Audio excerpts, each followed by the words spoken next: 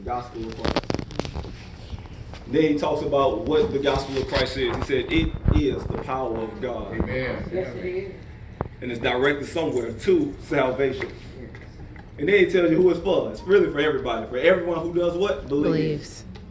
Talks about the Jew and the Greek, and that's really not saying those are the only people who can be saved. He's talking about to those who are chosen and those who are Gentiles.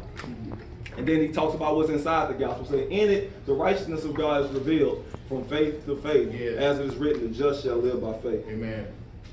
And the topic on today is not to be ashamed, never to be ashamed of Jesus. Never to be ashamed.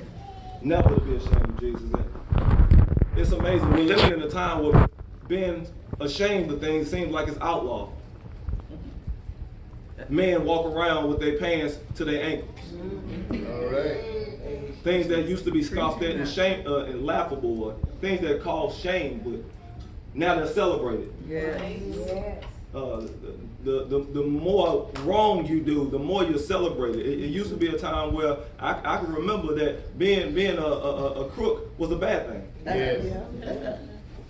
I remember a time when being in the back of a police car brought shame to the family. Uh-huh. I can remember that time.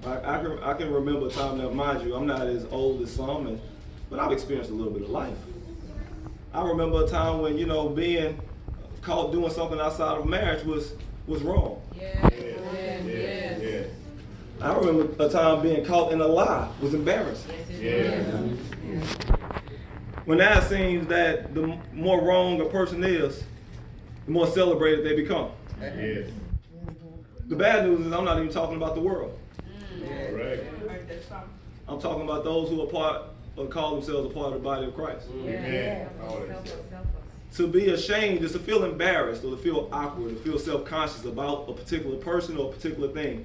Sometimes it happens when you least expect it. Now, one thing about this word ashamed is you can be ashamed of something beforehand.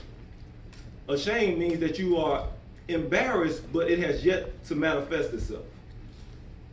Which is why I'm telling young and old to never be ashamed of Jesus. Yes. Never be ashamed of Jesus. Think about this.